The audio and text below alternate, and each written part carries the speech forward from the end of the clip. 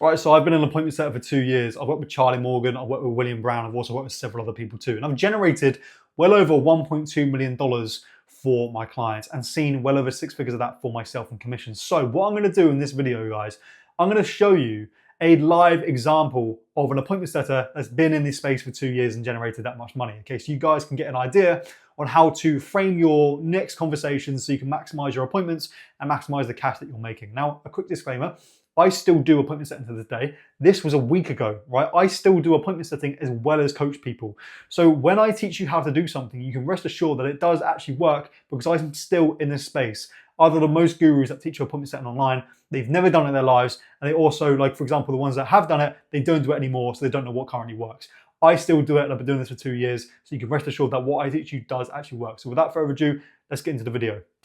Okay guys, so I'm now gonna show you what it looks like to specifically book in a lead that is really, really tough, right? Now this guy wasn't awful, but you will get leads like this in your appointment setting journey where they just make it incredibly hard, right, to book in. They've got, for example, you can already see here, I don't have time to be watching video tutorials, I don't want to do this, I don't want to do that. You're going to get leads like that, but I want to reassure you guys, I want to show you in this video that you can still book these guys in, and these guys are still going to become clients for whoever you're working with, okay? I don't want you to be in the mindset of, oh, they gave a bit of an objection, now I'm going to give up. Oh, they're a little bit rude, so now I'm going to give up. If you can actually help someone, they're a good fit, and like I said, your program or the offer that you're selling can actually help them, then why not do everything you can to book them in? Do your best. If they still budge back, right, they still push back, then leave them alone. But this is a prime example of someone that was kind of giving me a little bit of grief, and I had to really not push too hard, but I had to, I had to maneuver it a lot differently, and I managed to get the booking in the end, okay? So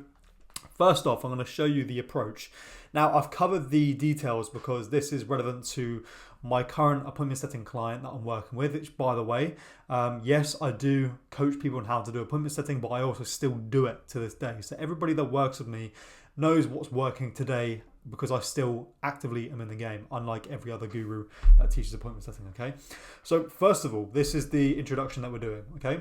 So, hey, first name, thanks so much for the follow, mate. Really appreciate it. Just sent you one back. So we're personalizing with a name, acknowledgement and reciprocation. So we acknowledge that they followed us and we reciprocated it by following them back and we told them that, okay?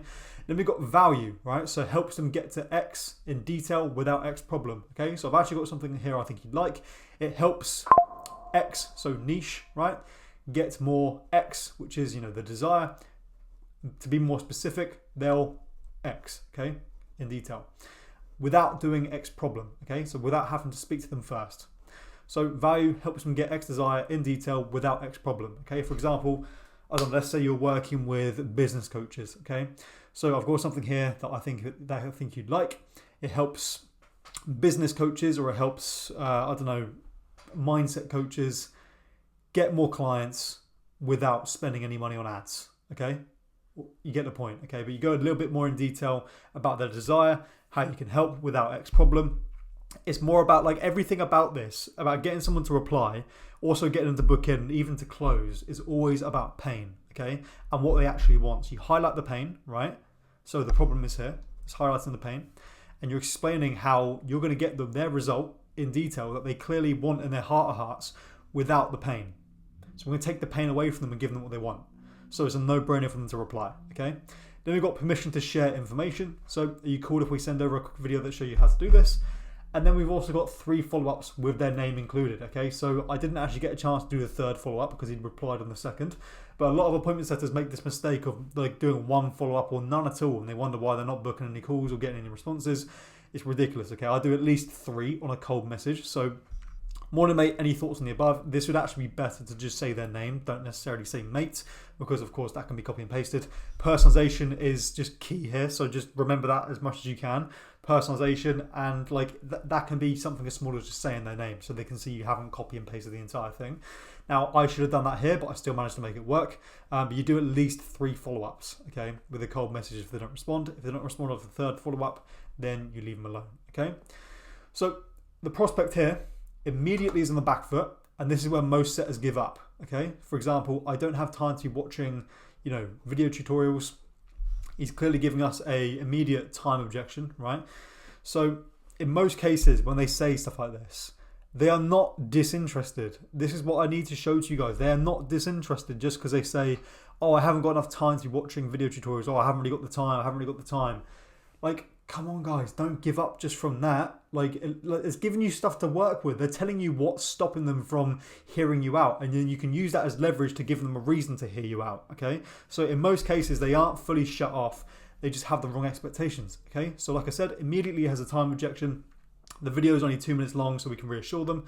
I'll show you that in the next slide. So don't have time. Well, it's 2 minutes. So what do you mean you don't have time, right? So we can reassure them it's only 2 minutes long, and they'll realize when you say it's only 2 minutes, they'll be like, oh yeah, it's only 2 minutes. I've got time to watch that. Because here's the thing, when they say they haven't got enough time, and then you say, look, I've got a 2 minute video, they're going to think, oh, well, this conversation's been around 2 minutes, so I may as well watch the video now, okay? And you can also say that if they go, yeah, I still don't have time. We'll be like, well, look, this conversation of us going back and forth about how you have no time is longer than the actual video that I was going to send over, right? So you can frame it that way, right? So they think it's a boring video tutorial when it's actually an explainer video of how we can help them achieve X, which is their desired result, right?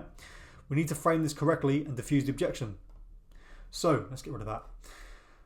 Destroy the objections, right? So not a tutorial, only 2 minutes. So not a tutorial, mate. It's an overview of what we do that may be able to help you out, okay? And it's less than 2 minutes long, okay?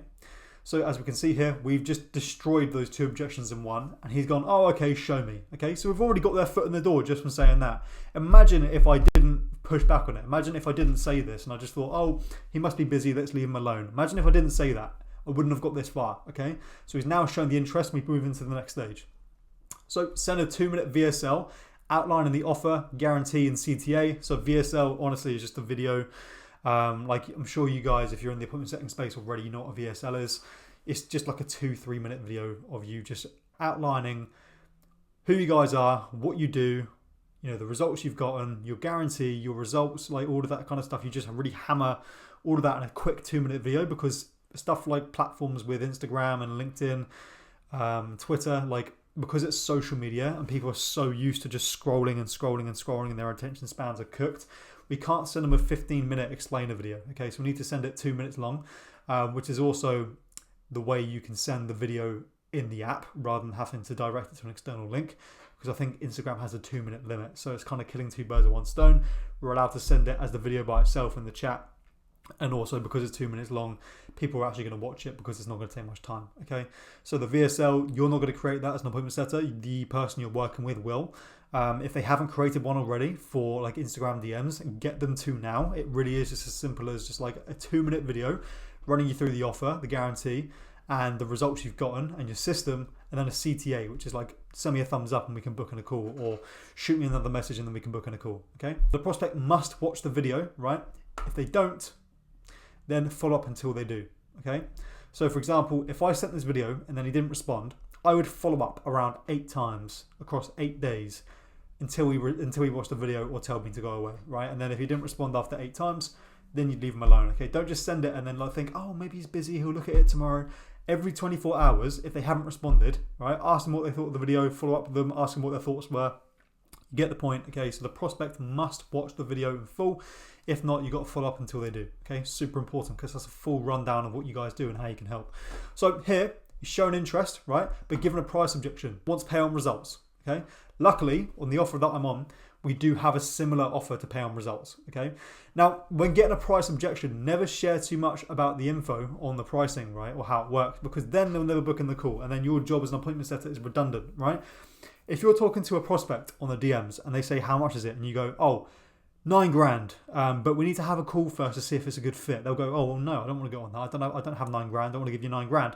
The problem with that, guys, is if you tell them the price over DM, you haven't shown them what you guys can do. For example, I've shown them a 2 minute video explaining what we can do. That is not enough information to then justify the price point of the actual program, right? Does that make sense? Or just justify like the pay on results offer that we have.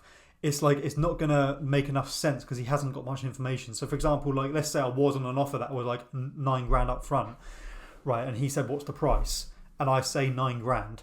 Well, he's not going to then book in the call, right? Number one, we need to get him to book in the call to see if he'd actually be a good fit to make the offer, which is genuinely true. And number two, like if he knows the price, he's not going to then want to hop on the call because he already knows the price. They're basing their, emotions and their choices here on how much money it's going to cost them, not what they're getting, okay? So they've got a massive idea on how much it's going to cost, but they can't match it with the value they're getting because they've seen a 2-minute video, okay? So it's really important that if you're on a pay and results offer, for example, like this one, or if you're on a, for example, let's say it's 5K up front, and they say, how much is it? You never say it over DM, okay? Because number one, you need to book on the call to get paid. Number two, they need to book on the call to see if it's actually a good fit. Number three, if it is a good fit, to be able to actually justify the price point, they need to see exactly what they're getting, which a 2-minute video isn't enough to show them, okay? So it's really, really, really important that when you get a price objection, you never share too much info about how much it costs, because then they'll never book on the call and then you never get paid, and it just messes up the entire system and you've wasted your time, okay? Super, super important, right? So the interest barrier has now been exceeded. He's ready to book in. Okay, so I said that. I said we do have a very similar offer to pay on results. And I said happy to run you through it. He said let me hear it. Okay, that is the interest barrier has been exceeded. Okay, so he's ready to book in. And he's restated the time objection, right? After sending the calendar link, right? He's restated the time objection. So we can really see the timing thing is a massive problem because he's mentioned it twice. He doesn't want to waste his time, quote unquote. Okay, now I'm going to show you how to combat that in a second. But basically, what I've said here to him, this is kind of the framework that I followed. Number one, 45 minutes is the time slot, okay? So it's 45 minutes in case they run over. So he said, I don't want to stick on a sales call for 45 minutes and be stuck, right? So I said, well, look, it's 45 minutes in case they run over. This is half true. And what I mean by that is, yes, it's true. Like 45 minutes is the time slot, right? But in case it runs over, that is partly true, okay? So sometimes these sales calls can be 30 minutes long. Sometimes they are 45 minutes long. The rule of thumb is that it's 45 minutes. Sometimes they can go even longer, okay? But the thing is, it's hard to convince someone to get on a 45-minute call again unless they actually know what they're going to get out of it, okay? People don't want to sit on a 45-minute call, especially if they know it's going to be a sales call. So you need to frame it differently, okay? So, for example, if you say, it's 45 minutes, that's the time slot in case it runs over, right? Once they're on the call and they can actually see what they're getting and they can see the value and they're actually going in detail about, what they want and what they need and they're actually, getting their time's worth, then they won't have a problem sitting on a 45-minute call once they're on it. I promise you guys, this isn't a bad thing to do. Once they get on the call, they'll be happy to stay that long, okay? It's just like the initial thought of it is that they don't want to spend 45 minutes, but once they get on the call and they see what they're getting, then they won't have a problem with that going that long, okay? But you need to get your foot in the door there by saying, look, 45 minutes is just in case they run over. In some cases, they can last like 30 minutes. Usually it's 45. If you just say that, right, once they get on the call and it does go past 45 minutes, they're not going to have a problem because they're actually getting the time's worth because we're giving them value and showing them how we can help, okay? And either way, 9 out of 10 times, we're going to give them value. The person that's taking the call is going to give them value or some action steps to take regardless of if they close them or if they can actually help them or not, okay? So just keep that in mind. This is half true. Like sometimes they are 30 minutes, but you need to frame it this way. If they've got a problem with it being 45 minutes long, just say, look, yes, but that's because sometimes they do run over. So we've got the slot time set as that, just in case, so we don't, run over into other calls. But like once they actually get on the call, like I said, they'll be fine with it going on to 45 minutes because they're actually getting their time's worth, okay? But it's just hard to convince them straight off the bat when it's still a little bit cold, okay? Number two, we're going to retie it to the value, right? Not the time. So what I've just said here, if on that call, I can actually help you fix that bottleneck, is that not worth the minimal time invested, okay? So here we're mentioning a buzzword. For example, this niche hates bottlenecks, right? This particular niche that I'm working in, right? This niche hates the thought of having bottlenecks, and all they're thinking of every day is how to remove bottlenecks, right? How to remove bottlenecks in their company, how to remove bottlenecks in their business, right? So if you mention, look, if this call can help you remove that bottleneck, which they're already trying to remove, is that not worth the 45 minutes invested? Well, it's a no-brainer answer. Well, yeah, of course it is. If I'm removing the biggest bottleneck in my company and it only takes me 45 minutes to do it, then yeah, of course, right? And I've also said something as small as not hopping on a call because it's a little bit longer than you thought to be the deciding factor of you not getting your business to where you want it to be. Is that the amount of power you want it to have? Now that one is really good because we've just used a no-brainer analogy. So not getting to X result just because you won't invest time. That's like, for example, we know his pain point, right, is that he wants to fix the biggest bottleneck in his company, right? He wants to fix his biggest bottleneck. He's not getting enough XYZ. He wants to be at X. He's currently here. He wants to be there, right? We understand like what he truly wants. So for example, let's say in your case, you really want to get a 6-pack, right? You really want to get a 6-pack. I need to hurry up on this video. You really need to get a 6-pack. And basically like it's going to take you 6 months to do it. But like you getting a 6-pack is going to fix your life. It's going to, you know, make girls actually start taking you seriously. Your family are going to respect you more. It's going to completely just do an overhaul of your life. But it's going to take 6 months to do it. Is that 6 months invested not worth the time? Don't you think that's worth the 6 months that you have to invest to live your dream life? Or let's say it took you 6 months to make 20 grand a month, or like to get you to 6 figures a year. Will you be like, yeah, of course, because I want to be at 6 figures a year, so of course it's worth 6 months invested. That's the way we need to frame it. Okay, so I've also gone a bit deeper here. If I'm that cool, you know, because we just said there, for example, so we've just gone a bit deeper here. For example, your shoulder hurts, you have a ruptured tendon, but you don't know it. You know you need to see a physio, but decide you're too busy to see one. As a result, your shoulder stays torn. Let's not let something that small get in the way, mate. And then guess what? He booked in. Now, I know it looks like I've just gotten a random screenshot. I promise you this guy did book in. I can't share his name, okay? I can't share his name or the company that we're working with. But yeah, he booked in. He booked in shortly after that. I didn't have to resend the link or follow up or anything. He used that previous link that I sent him before. He read the analogy that I gave him. He thought, okay, fair enough. And then he booked in. And it's really that simple, guys, okay? Don't just give up because they gave you a couple of objections. This guy on his profile, I could clearly see he's a very good fit. He had a large personal brand. He matched our niche exactly.